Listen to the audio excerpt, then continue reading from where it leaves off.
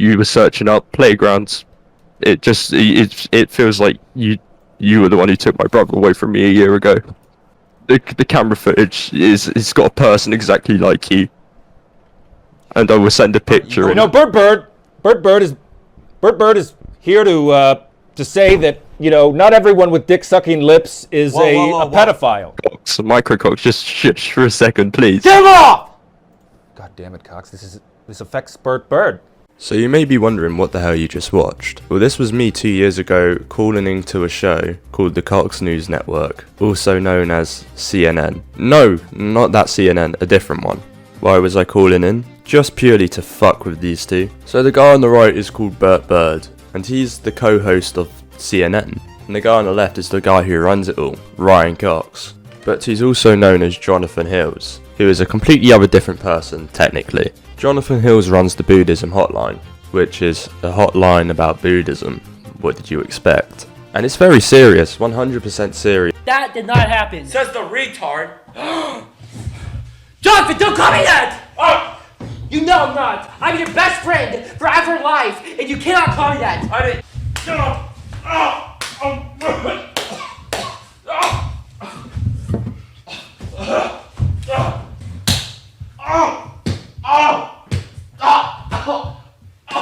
Okay, maybe not that serious. But today's video is basically a video about these two shows and my own experience at one point with the guy who runs it. Because he's okay, but he is a bit of a hypocrite. So strap in and embrace the autism that you are about to witness. I'll come inside your body just to end you.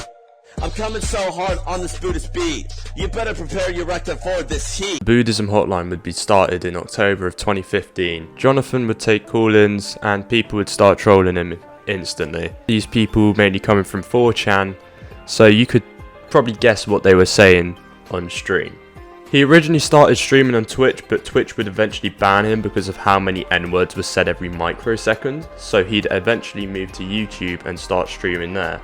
Not long after the hotline started, he'd introduced two co-hosts, that being Gregory Pex, who had a PhD in Buddhism. Yeah, I don't think that's a thing. And Mathis Miles, whose backstory was Jonathon brought him off the dark web, and the website was called downeydeals.net or something like that. And Jonathon would essentially treat these two like shit, and along with any other co-hosts joining along the line as well. This all led up to Gregory Pex essentially killing him. Let's put it on. Determines life or death. Okay. And you know what I determined, John? What? Death.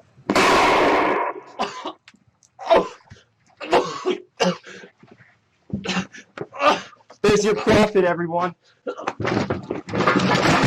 Now, you might think he's dead, how can he come back? Well, in the Buddhism Hotline universe, Jonathon is basically immortal. The show would only get bigger from here. Jonathon would meet people like Ricky Berwick, Keemstar, he'd be shouted out by Etika, and he would meet Ice Poseidon. I'm gonna confront you for what you did to Kermit Andy. You put him in the bathroom, you locked him up, you treat him, he's a mentally handicapped individual. How could you do that to him? How could you treat him like that? How do I make my money?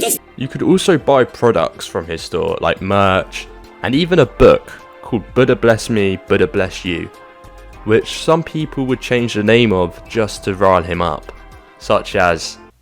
I feel like this book of yours is a work of art. Buddha bless and me, I really Buddha love bless it. you.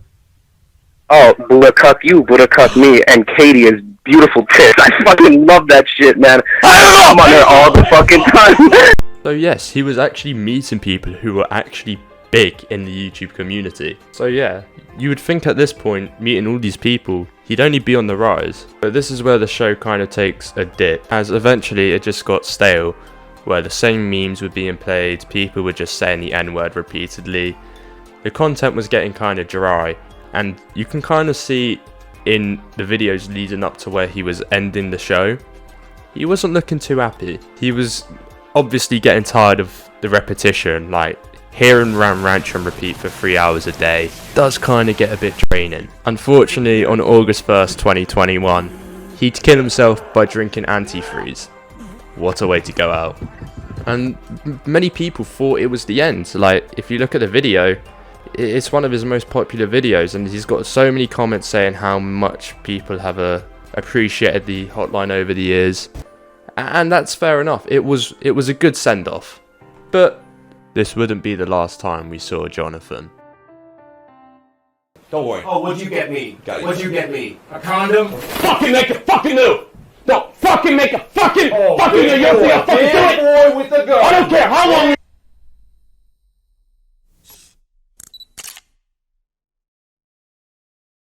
Hi, my name is Ryan Cox, and I run the Cox News Network, the first unbiased, real, and honest news that you can count on. In a time where the country is so polarized. On November 14th, 2021, the first episode of the Cox News Network would air. This show seemed like a spin-off of the Buddhism Hotline, whereas Ryan Cox, who is the host, would be a lot more based than Jonathon Hills, who was a bit of a pussy. He'd be a little bit more unfiltered than Jonathon, but he still wouldn't allow swear words on the show, and he instantly got riled up very quickly. People would also talk about Jonathon Hills on the show, and he denied he had no idea who Jonathon Hills was. This makes it quite clear that he wanted to move on from the BH, which a lot of fans weren't too happy about and pretty much left, which is fair enough, I guess. The first show was quite dry, as you could only really donate. If you wanted to call in, you'd still have to pay to get into the new Discord server, as they were trying to crack down on less N-words and racist and homophobic remarks to make it more YouTube friendly. This was because the BH was getting shadow banned, and was another factor why it was having a decline at the time. So Ryan wanted to try and make the show more YouTube friendly so it could grow more and not get shadow banned. This is when I joined the Discord, and yes, at the time, I had to pay to get in, which was a bit of a piss take, but I was young at the time, I didn't really care. And I'll give it to him, it was a good way of getting rid of all the racists and like trying to get on the program. And on the next stream, I'd call in as someone from the BBC and had discovered a video of Ryan cheating on his wife, Jasmine Cox. Oh yeah, I should also say, in the Cox News Network universe, Ryan has a family. He has 2 kids, Roomba and Horatio, and then his wife, Jasmine. People would instantly target these, saying that Jasmine has an OnlyFans and Jasmine has been cheating on him, or Ryan has been cheating on him. And as a proud representative of the BBC, I would make a startling discovery that Ryan had cheated on his wife with someone called Mrs. Dix. If you want to see what I did on the Cox News Network, I made a little compilation the other day of me coming up with all sorts of characters and doing all stuff on the show there, so you can go check that out as well. And I'll also leave the Cox News Network channel and the Buddhism Hotline channel in the description so you can go check it out. Anyways, after a few streams, he'd start introducing new co-hosts. Well, I say new. You had Laurie, who was Brittany from the BH. You had Bert Bird, who was the best co-host ever. I don't care what anyone else says. Whoever plays Bert Bird is sick. He played Eugene and Crystal from the BH and is an amazing actor. He's really good. You had Lenny, who was the tech support guy, and he also played Tommy, who was also the tech support guy on the BH, and he's played by YouTuber Zeno. And these were the main characters of the Cox News Network story. Now with the Cox News Network, it followed the same kind of seasonal structure, where the season would start in around September, October, November, and it would build lore up throughout. Something big would happen in the middle. In this case, Ryan and Bert killed a baby, or microwaved one. And then towards May, August, the season would end by Ryan proceeding to kill Bert and then pull a Sayori cosplay. Yeah. So what I've just described to you now is the perspective from the viewer. When the season ended, Ryan or John would decide to restart the BH, and I'm going to go into all the behind the scenes background sort of stuff here, because this is where my critiques come in. Now, I just want to say, this is not a hate video. I don't want any hate going to Ryan/Jonathon. He's not a horrible person, we're not perfect, but the way he treated not me, but a few of the others who I was close with when I was in the community, I didn't really agree with, and I think it's fair enough to criticize him and what happened back then. Excuse me? So for some context I should explain. One of the old technical support guys from the BH, called Rajiv Kapoor, pretty much used John to get exposure. and then he would fuck him off and make his own hotline. Now this doesn't seem so bad, but Rajiv started leaking all this shit, like John's real name, and John hates having his personal information known. He's had a few dox attempts on him already, which is pretty shit. But the main thing I want to bring up here is that Rajiv used John for his own gain, and then was an absolute prick to John about it, and fucked off. Now this message I'm about to read come from one of us who were in the group at the time, and this essentially summarised what happened to us. Leaving the Buddhism Hotline. The show's kinda trash now and John isn't who I thought he was. Community has gone to shit and everyone there is now a snowflake. My extended reason is that if you do not serve Jonathon on a purpose, you're useless.